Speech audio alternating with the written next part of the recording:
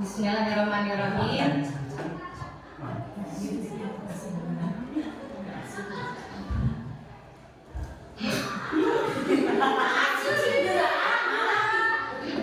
Bismillahirrahmanirrahim. Assalamualaikum warahmatullahi wabarakatuh. Waalaikumsalam warahmatullahi wabarakatuh. Rabbi sholli shodri wa yassir li amri wahlul 'uqdatam min lisani yafqahu qawli, amma ba'du.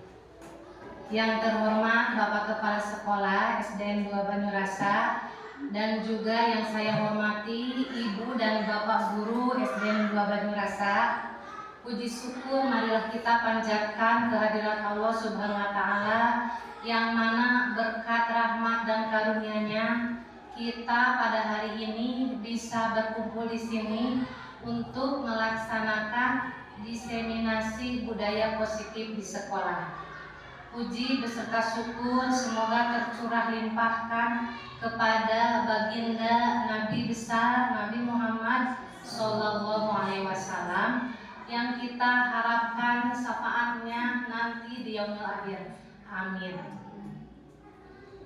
Untuk acara hari ini yaitu diseminasi budaya positif di sekolah dengan tahapan yang pertama yaitu pembukaan, kemudian yang kedua sambutan dari Bapak Kepala Sekolah, ketiga penyampaian materi, dan yang keempat yaitu penutup. Untuk membuka acara hari ini, marilah kita bersama-sama membacakan basmalah bersama-sama. Selanjutnya yaitu sambutan dari Bapak Kepala Sekolah, kepadanya dipersilahkan. Assalamualaikum warahmatullahi wabarakatuh. Waalaikumsalam. Alhamdulillah rabbil alamin wassalatu wassalamu ala asyrofil mursalin wa ala alihi washabihi ajmain, amma ba'du. Marilah kita bersama-sama memanjatkan puji dan syukur kehadirat Allah Subhanahu wa Ta'ala. Pada hari ini kita berkumpul untuk memaparkan, untuk mendengarkan paparan dari guru penggerak kita. Salawat kali salam mudah-mudahan tetap kajungan orang sadaya Nabi besar Muhammad Sallallahu Alaihi Wasallam. Jadi pada pertemuan kali ini kita akan mendengarkan pembahasan dimensi budaya positif di sekolah yang akan dipaparkan oleh guru penggerak SDN 2 Banyurasa, Ibu Neng Nelis Mustika Sari SPD, untuk menyampaikan pembahasan dimensi budaya positif di sekolah. Untuk itu kami persilahkan pada ibu kita Neng Nelis Mustika Sari SPD untuk memaparkan. Assalamualaikum warahmatullahi wabarakatuh.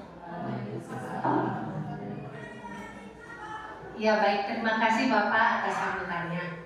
Nah, sekarang kita mulai saja ya, yaitu diseminasi budaya positif di sekolah.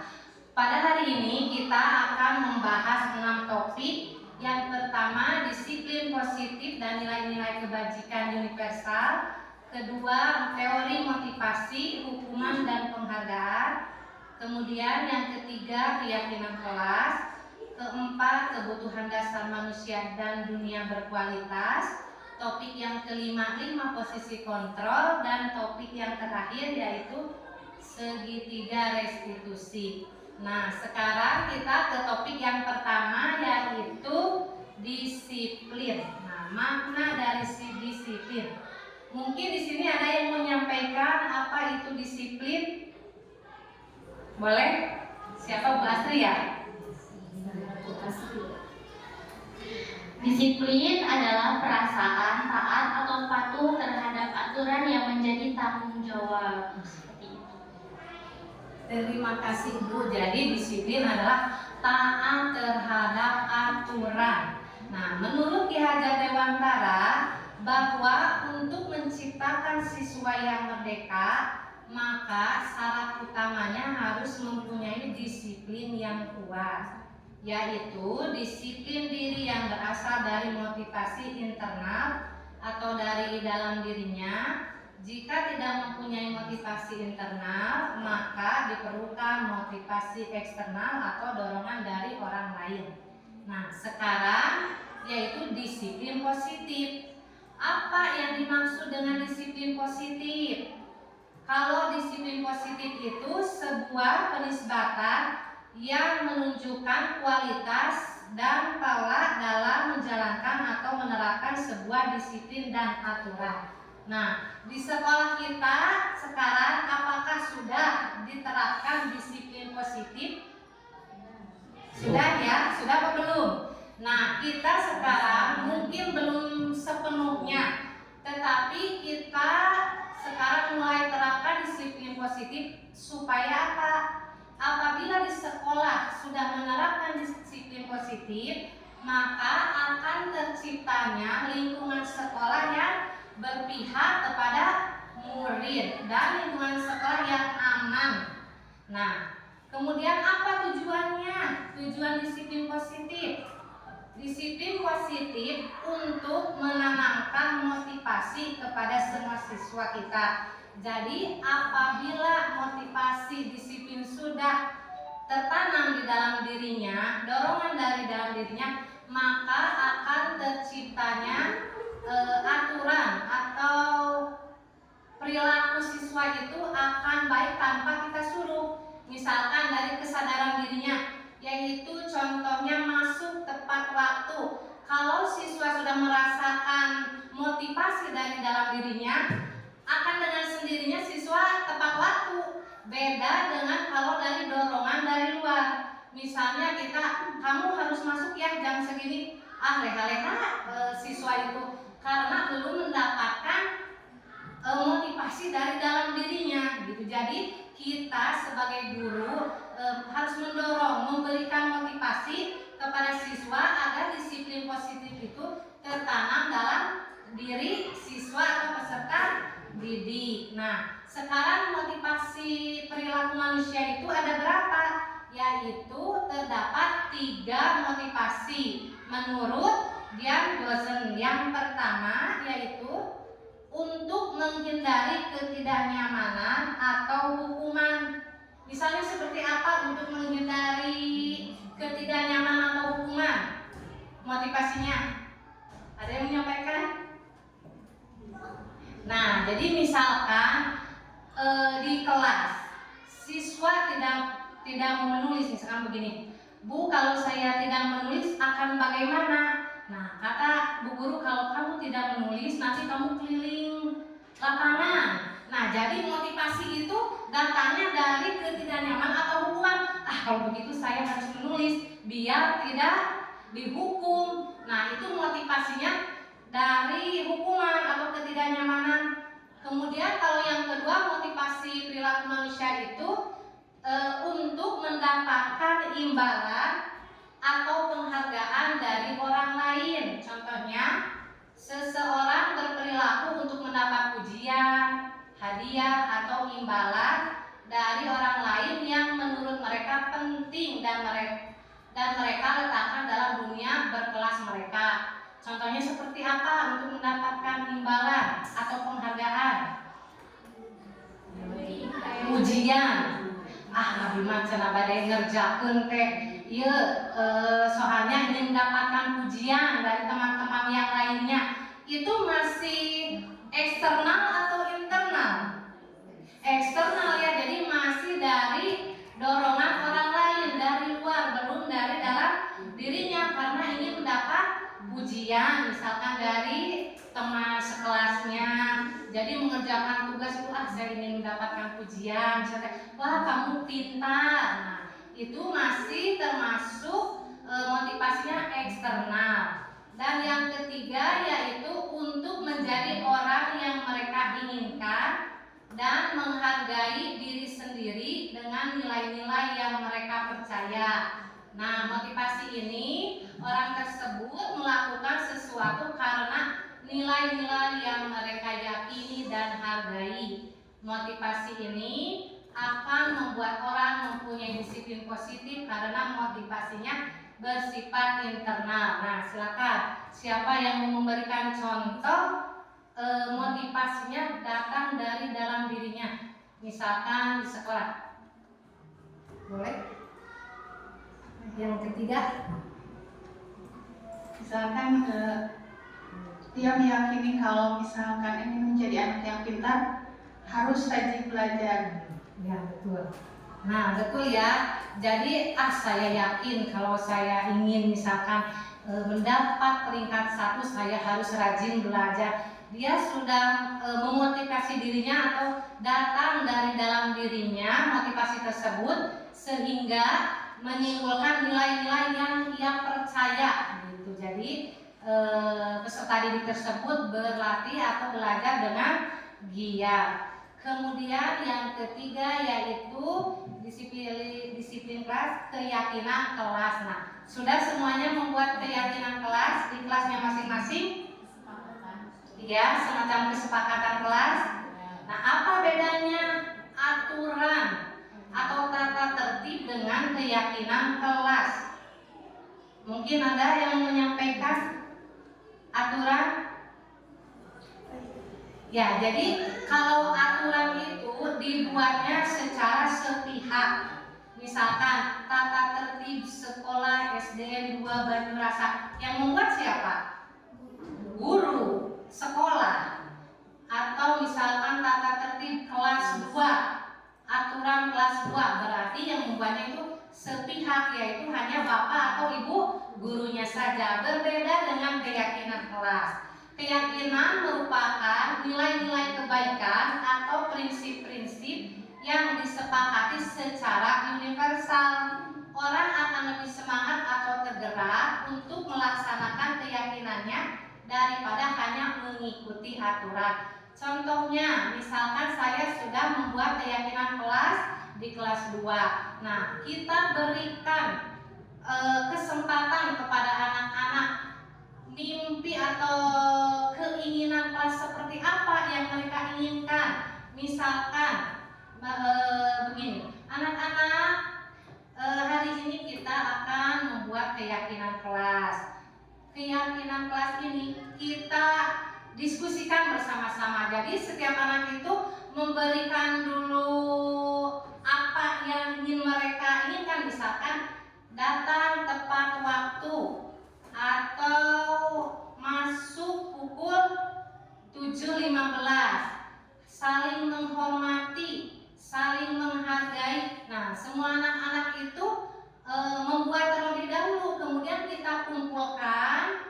Setelah dikumpulkan kita rangkum sebagai guru. Jadi kita yuk bersama-sama, jadi apa keyakinan yang akan kita sepakati. Misalkan yang pertama, datang tepat waktu, semuanya sepakat. Nah, seperti itu, jadi sepakat Bu. Jadi setiap aturan keyakinan kelas kita sepakati bersama. Jadi keyakinan kelas itu terjadi dari kesepakatan di kelas masing-masing. Jadi tidak semua keyakinan kelas 1 sampai kelas 6 itu sama, pasti berbeda karena setiap murid itu memiliki impian kelasnya masing-masing.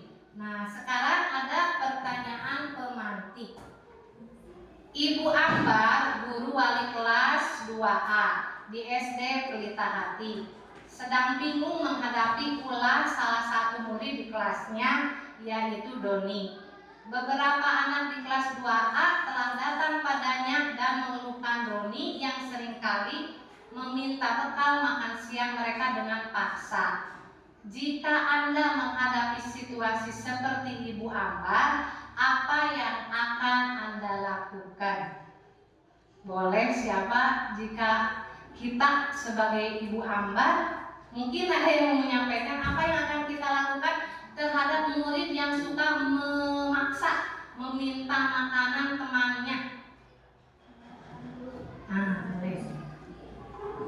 Mungkin kalau saya ada di posisi Ibu Ambar, yang pertama saya akan menanyakan dulu, kenapa kamu melakukan gitu? Kemudian akan mencari kebenaran. Caranya mengatasi hal tersebut bagaimana?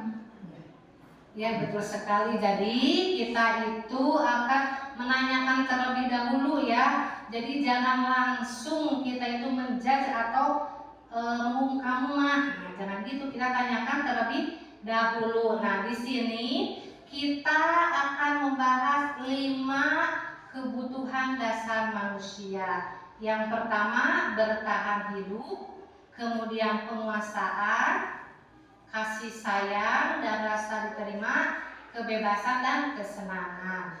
Nah, 5 kebutuhan dasar itu yang pertama survival. Kebutuhan bertahan hidup ini yaitu seperti makanan, rumah, kesehatan. Nah, apakah kita akan bertahan hidup tanpa makanan?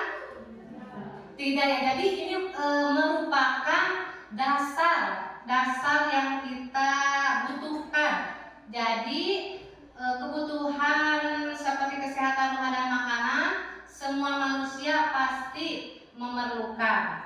Kemudian yang kedua yaitu kebutuhan dasar manusia itu kasih sayang dan rasa diterima. Kebutuhan untuk diterima.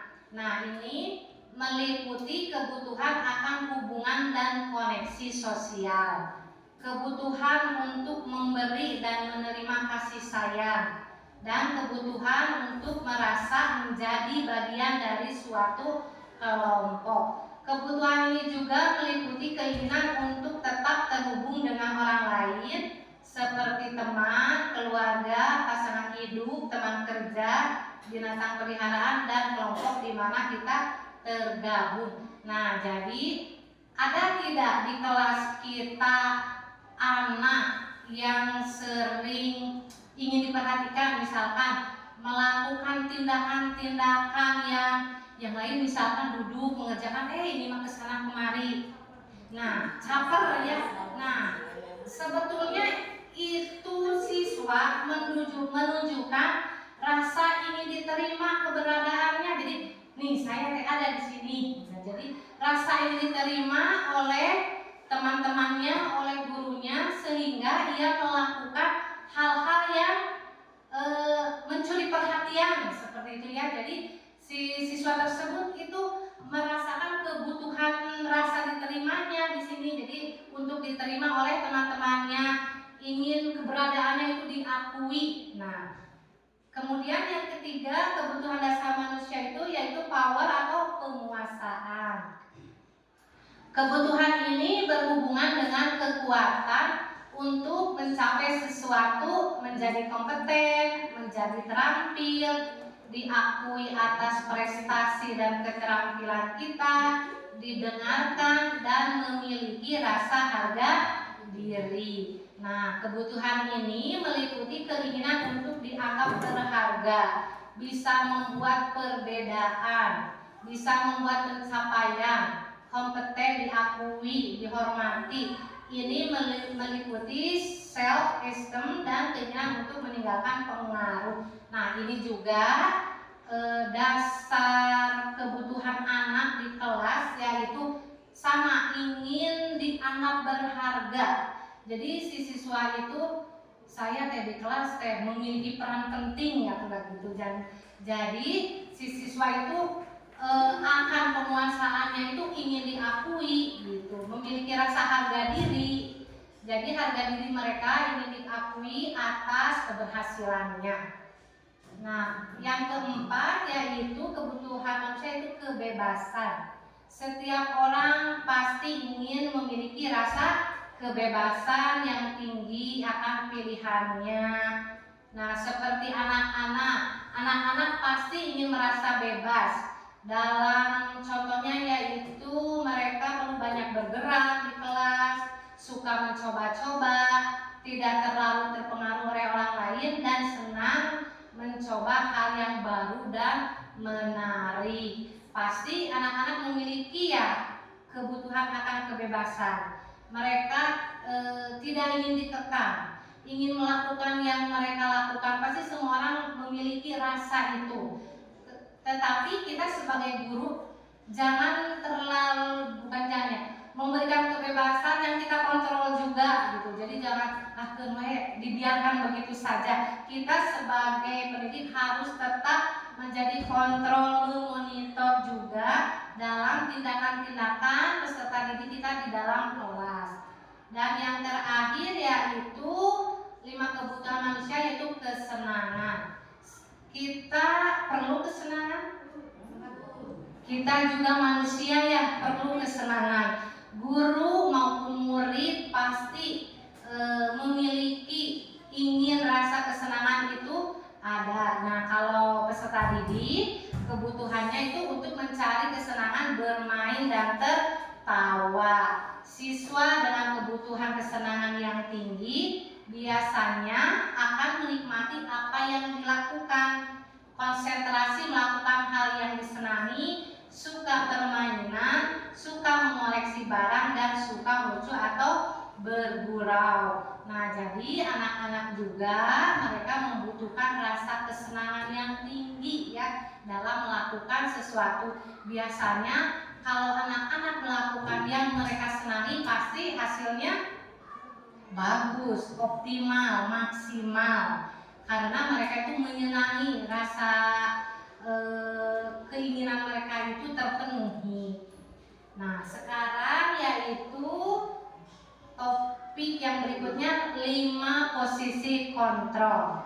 Nah, menurut Dian Gosen terdapat 5 posisi kontrol seorang guru, yaitu sebagai penghukum, kemudian pembuat orang merasa bersalah, sebagai teman, sebagai monitor atau pemantau, dan yang terakhir sebagai penghukum.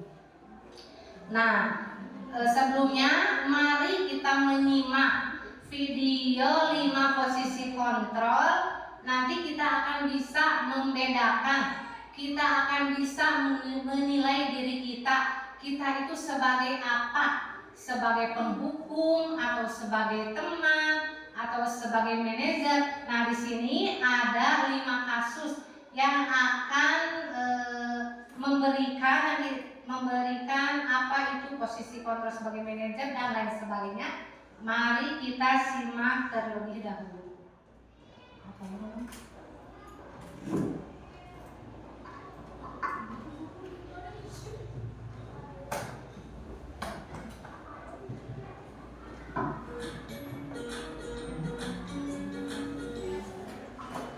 Salam bahagia Ibu dan Bapak Guru yang baru. Dalam penerapan disiplin positif restitusi, salah satu program yang digunakan adalah 5 posisi kontrol.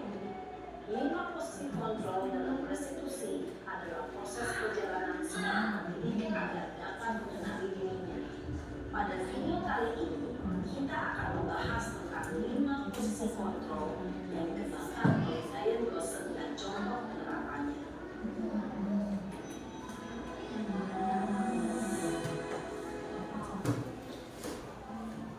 5 posisi kontrol itu adalah: 1. Posisi penghukum. 2. Posisi pembuat merasa bersalah. 3. Posisi teman. 4. Posisi pemantau atau monitor. Dan 5. Posisi manajer. Untuk lebih memahami kelima posisi tersebut, mari kita saksikan kasus Naren yang terlambat hampir 20 menit di sekolah dan melihat bagaimana kelima posisi kontrol dalam menghadapi masalah tersebut.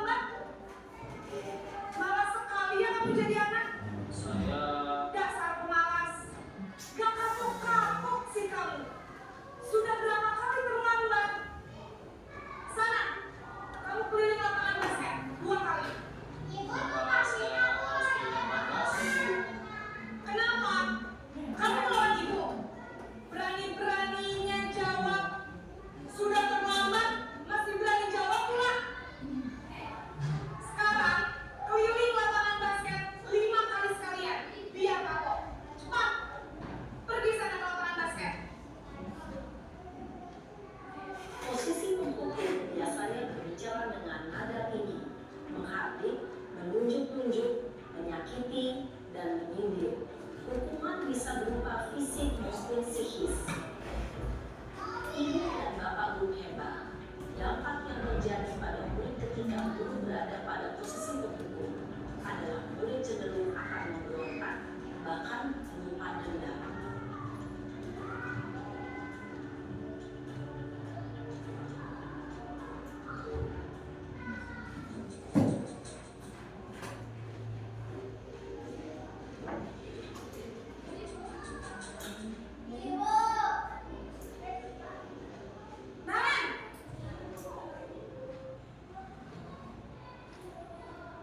Selamat pagi, Bu. Naren, kamu kenapa terlambat lagi, nak? Ya Tuhan, Naren, kamu senang ya bikin ibu susah ya? Kalau kamu terlambat lagi, nanti ibu yang ditegur sama kepala sekolah, nak. Disangka ibu tidak bisa membina kamu. Duh, gimana ini? Maaf, Bu. Duh, Gusti Naren, kamu suka ya kalau ibu tegur bapak kepala sekolah? Terus, sekarang ibu harus tulis apa yang di buku absen? Ini kamu sudah sering terlambat loh. Ibu harus apa coba? Maaf, Bu. Maaf sekali. Ya sudah, lain kali jangan bikin ibu susah lagi ya nak ya. Ibu tidak akan kuat lagi kalau kamu gini terus. Bisa jantungan kalau ibu tegur bapak kepala sekolah. Sana cepat ke kelas. Maaf ya, Bu. Maaf sekali. Posisi membuat rasa bersalah berbicara dengan nada tenang, cenderung lembut, namun kata-kata yang diutarakan membuat murid merasa menjadi orang yang gagal, memandang buruk dirinya sendiri, merasa tidak berharga, dan tidak sanggup membahagiakan orang lain. Ketika guru mengambil posisi membuat rasa bersalah, murid akan menganggap dirinya yang bersalah dan ia akan menyimpan emosi negatif tersebut dalam dirinya.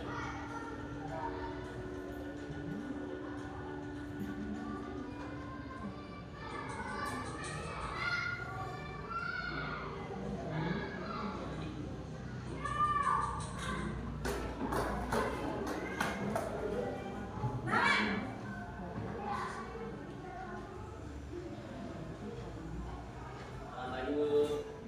Wah, sudah jam berapa ini nak? Terlambat lagi ya saya. Iya, Bu.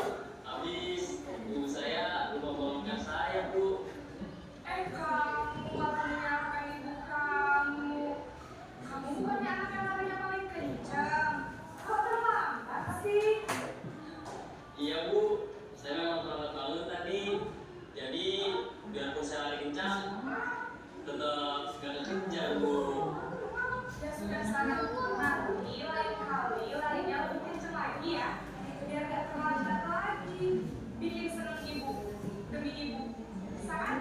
Bisa, Bu. Ya sudah sana ke sekolah, ibu beresin urusan absen kamu. Kamu ini ada saja. Dalam posisi tenang, guru berbicara dengan nada suara ramah, akrab, cenderung bersenda gurau untuk menjaga suasana tetap santai. Murid akan merasa senang, aman, dan akrab dengan guru. Identitas yang tercipta adalah identitas sukses atau berhasil. Namun, perlu diingat, karena ini masih dorongan eksternal, maka ada faktor ketergantungan dari murid kepada orang tertentu. Di sini guru absennya, sehingga di lain waktu murid bisa berperilaku baik, namun hanya kepada orang-orang tertentu saja.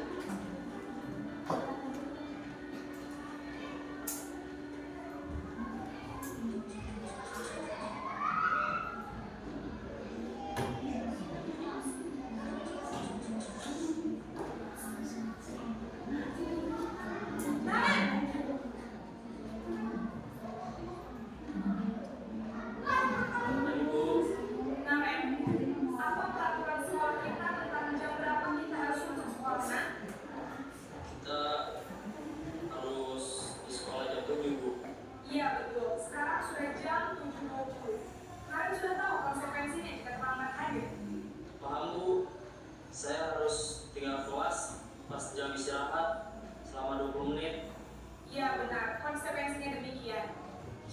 nanti jam 9.30 pas istirahat, kamu harus tinggal di kelas, kerjakan tugas tambahan untuk ketertinggalan kamu, ya? Baik, Bu. Posisi pemantau mengandalkan penghitungan atau data untuk mengontrol murid. Guru mengarahkan murid berdasarkan peraturan dan konsekuensi. Seorang pemantau menunjukkan bahasa tubuh dan ekspresi wajah yang datar dan cenderung formal.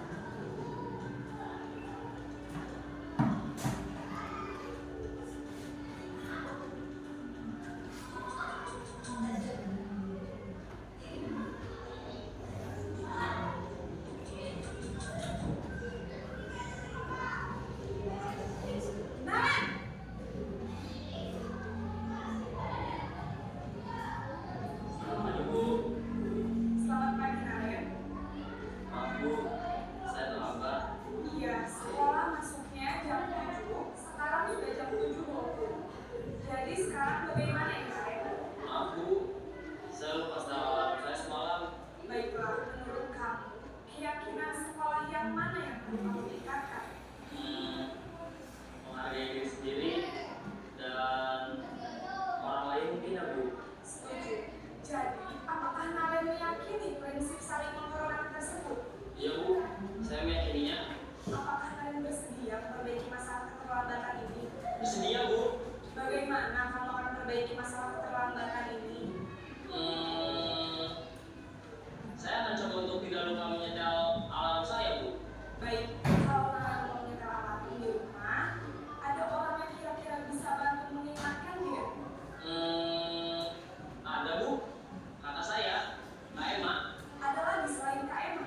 Selain Kak Emma, ada ibu saya. Baik, jadi yang mengingatkan Naren adalah Kak Emma dan ibu kamu ya? Kira-kira akan mulai set alarm kapan nih, Naren? Setelah pulang sekolah, akan segera saya lakukan.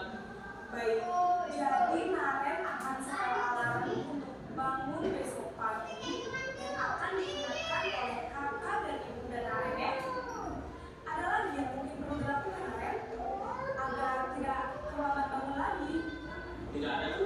Baik Naren, terima kasih untuk kerjasama kamu. Sekarang kamu perlu kembali ke kelas untuk belajar. Baik, Bu. Terima kasih.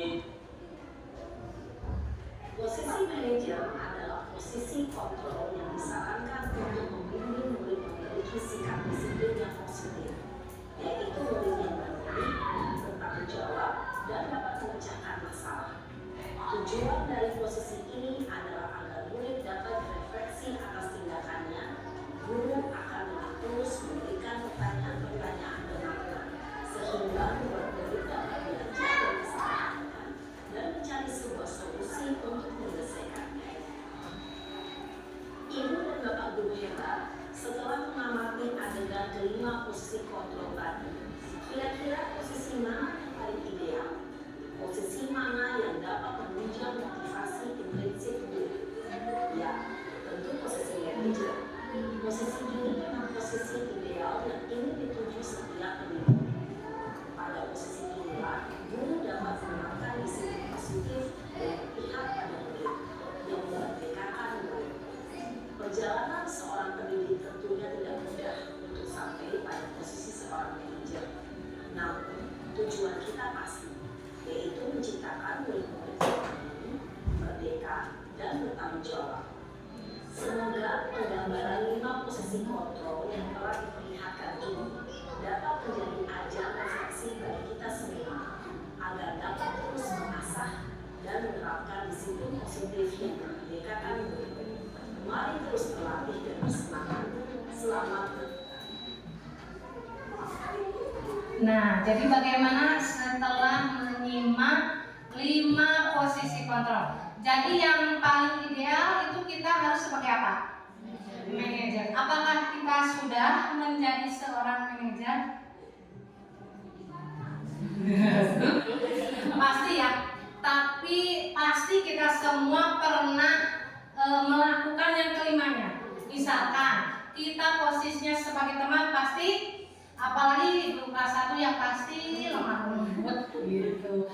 Kemudian posisi sebagai monitor atau pemantau pasti. Jadi kelima posisi tersebut, posisi kontrol tersebut kita pasti pernah melakukannya. Nah, tapi sekarang kita akan menilai diri kita, menilai bagaimana kita sebagai guru, posisi di mana kita merasakan hal yang kita lakukan terhadap murid. Nah, jadi saya akan membagikan di sini ditulis kita itu sebagai apa posisi kontrolnya di kelas masing-masing. Begitu.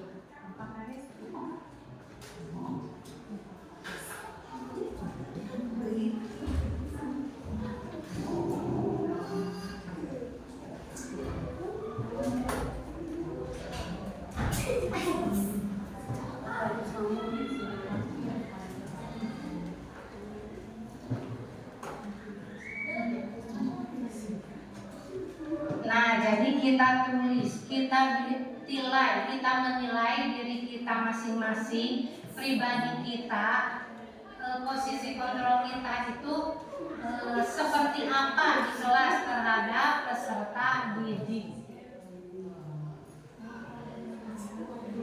Apakah kita itu sebagai penghukum? Siapa yang sering melakukan posisi kontrolnya sebagai penghukum? Atau sebagai pembuat merasa bersalah, sebagai teman, sebagai pemantau, atau sebagai manajer. Nah, langkah lebih baiknya kita harus terus mencoba untuk kita itu posisi kontrolnya sebagai manajer ya, yang idealnya seperti itu. Kalau sudah, boleh ditempel di depan. Boleh? Yang sudah silakan tempel di depan.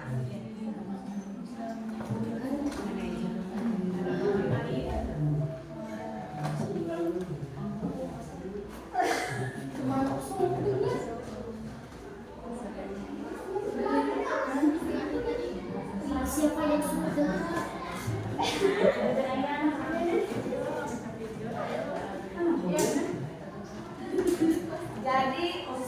Jadi sudah ada yang sebagai pemantau, sebagai manajer hebat, kemudian sebagai teman, ada lagi sebagai teman. Memang sering ya kita lakukan itu adalah sebagai teman. Siapa yang mau mencoba menyampaikan posisi kontrolnya sebagai apa di sekolah? Boleh? Siapa? Sebagai apa gitu? Ada? Ada yang bisa aja.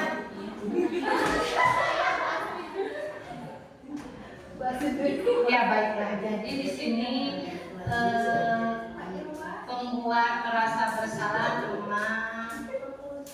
Jadi banyak ya yang di sini posisi kontrolnya yaitu sebagai teman. Kenapa yang sebagai teman? Kenapa?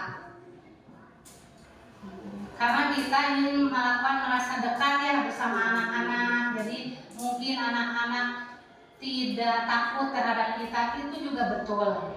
Sebagai mungkin yang paling ideal yaitu sebagai manajer. Nah, yang terakhir yaitu topik yang keenam yaitu restitusi.